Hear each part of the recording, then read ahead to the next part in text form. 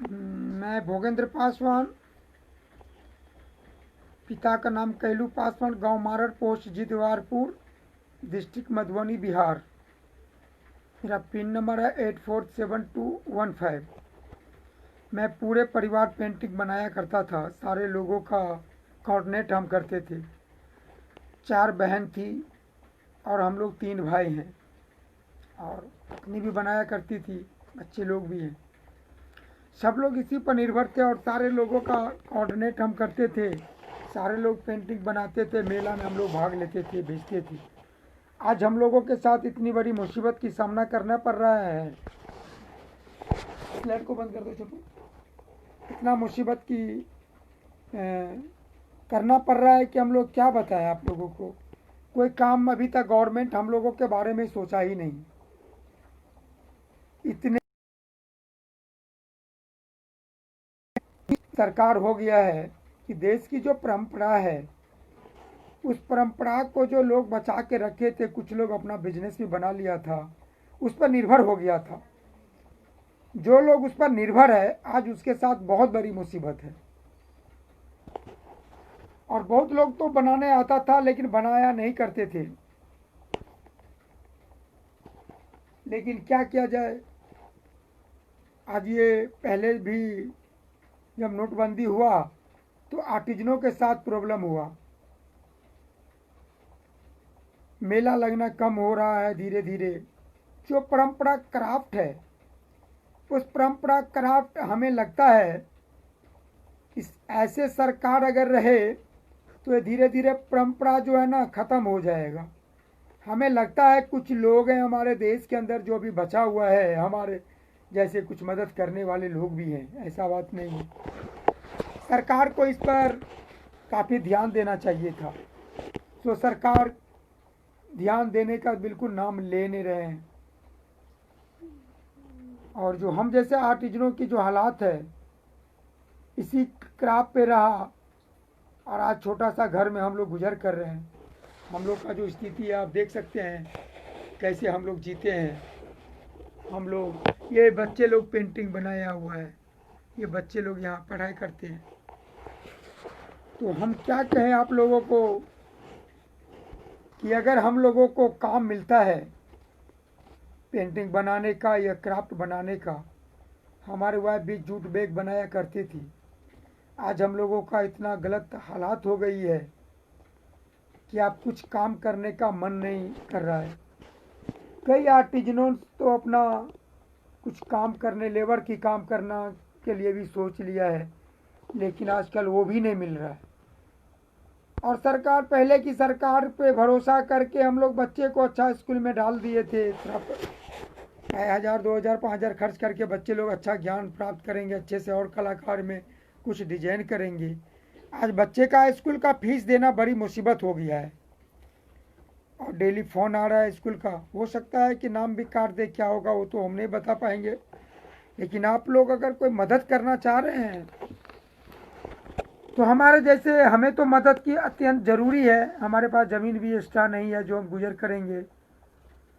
काफ़ी टेंशन में रहता हूँ, चिंतन करता हूँ क्या करें। हमारे जो क्राफ्ट की सामान है, अगर वो कोई ख़रीद ले तो मैं दोबारा एक क्राफ्ट काम करने के लिए इच्छुक नहीं रहूँगा। मैं सब्ज़ी बेचूँगा, कुछ करूँगा ज़रूर, लेकिन क्योंकि हमारे देश में एनजीओ को भी करता है, एनजीओ उन लोगों को भी गवर्नमेंट पता नहीं देता है या नहीं देता है, क्या मदद करता है। उन लोगों को मदद के थ्रू हमें मदद मिल सकता था। गवर्नमेंट अगर ध्यान दे तो परंपरा बच सकता है, नहीं तो हमें नहीं लगता है कि ये क्राफ्ट बचेगा। ये कोरोना हमें लगता है कि लोगों की क्राफ्ट को समाप्त कर देगा। इस सरकार में मैंने देखा, केंद्र के जो सरकार है अभी वर्तमान में, इन सरकार ने हैंडीक्राफ्ट के बाज़ार में मैंने देखा कि 80 से 90% क्राफ्ट सामान के जगह, हैंडलूम के जगह बाजारू सामान बेचवाने का काम किया। मैंने इस सरकार में ये भी देखा कि गलत गलत आर्टिजनों को कार्ड बनाकर आर्टिजन कार्ड बनाने का काम किया।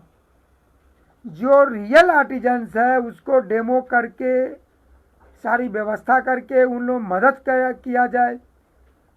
आज देखिए मेरे ऊपर 7 लाख बैंक से लोन लेकर कैनवास पे पेंटिंग बनाया, कुछ साड़ी बनाया, कुछ फ्रेम बनाया, पूंजी बनाया, प्राइवेट में दुकान लगाने के सोचा। गवर्नमेंट तो मुश्किल से, हमारा इतिहास उठा लीजिए, हम लोगों को परिवार को कितना दुकान मिला, लेकिन हम लोग किसी तरह अपना रोजी रोटी करते थे।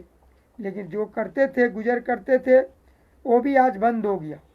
इस कोरोना टाइम में जो हम लोगों के हालात है वो काफ़ी जर्जर है। जो क्राफ्ट को बचाने की काम करे, आर्टिजनों की जो सम्मान देने की काम करे, जो संस्था काम करेंगे, जो डिपार्टमेंट काम करेंगे, जो सरकार काम करेंगे, वो भूलने लायक नहीं रहेगा। क्योंकि इस परिस्थिति में जो लोग आर्टिजनों को मदद करेंगे, शायद वो उनके लिए वो भगवान होगा। जो हमारी हालात है, हम लोग चाय पीते थे, दूध आता था, आजकल वो भी नहीं पी पा रहे हैं, लाल चाय पीते, कभी चीनी तक भी नहीं रहता है। हम लोगों के आप अंदाज लगा सकते हैं कि हम आर्टिजनों के साथ जो समस्या है, इस समस्या को गंभीरता से लिया जाए। आने वाले समय हमारे बच्चे भी याद करेगा कि इस परिस्थिति में जिन लोगों ने मदद किया वो बहुत अच्छा काम किए हैं। मैं आप लोगों को बार बार मैं बोल रहा हूँ कि आर्टिजनों को मदद किया जाए।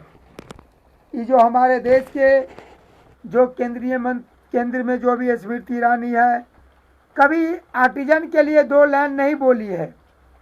मुझे काफ़ी दुख हो रहा है कि कम से कम सरकार हम लोगों के बारे में 2 लाइन बतावे कि हम लोग क्या करें।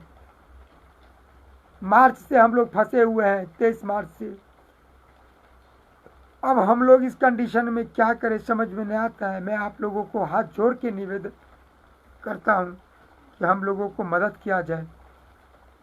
हम लोगों को आर्थिक रूप से काफ़ी दिक्कत हो गया। आप काम दीजिए बनाने के लिए, पेंटिंग दे दीजिए, हैंडमेड पेपर दीजिए, कपड़ा दे दीजिए, सिल्क साड़ी दे दीजिए, सूट दे दीजिए, दुपट्टा दे दीजिए, रुमाल दे दीजिए, मास्क दे दीजिए। जो भी सामान आप दे रहे हैं, हम उस पर ज़रूर पेंटिंग बनाने का प्रयास करूंगा और करते आया हूं। हम लोग बहुत चिंतित हैं, बहुत परेशान हैं। आप लोग से निवेदन करेंगे कि देश की जो क्राफ्ट है, हमारे देश की जो क्राफ्ट है, हमारे देश में हमारे जैसे बहुत हमारे आर्टिजन भाई लोग हैं, वो लोग क्राफ्ट को बचा के रखे हुए हैं। और मैं चाहूँगा कि सरकार इस देश की जितने भी ऑर्गेनाइजेशन है, कॉरपोरेशन है, उस पर ध्यान दे। आर्टिजन को वो लोग ध्यान देंगे। सरकार हम लोगों के साथ बहुत बड़ी प्रॉब्लम है साहब, अभी हमारे लिए क्या बताएं।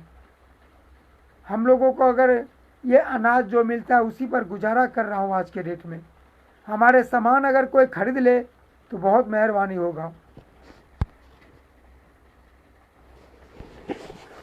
हम लोग बहुत परेशान हैं, हमें एडवांस चाहिए, हमारे काम चाहिए, हम लोग काम करेंगे। आप लोग कहीं बेचे, हमारा सिर्फ काम चाहिए, हमें गुजर करने की, कम से कम बच्चे के फीस हम लोगों को गुजर चाहिए। बड़े घर नहीं बनाएंगे, अब छोटे घर में रहने की आदत है मुझे। हम गरीब लोग हैं सर, क्या हम गरीबों को, हम जैसे बहुत देश में, हमारे देश के अंदर जो आर्टिजन्स है बहुत प्रॉब्लम में ज़िंदगी जी रहे हैं। जय हिंद, जय भारत।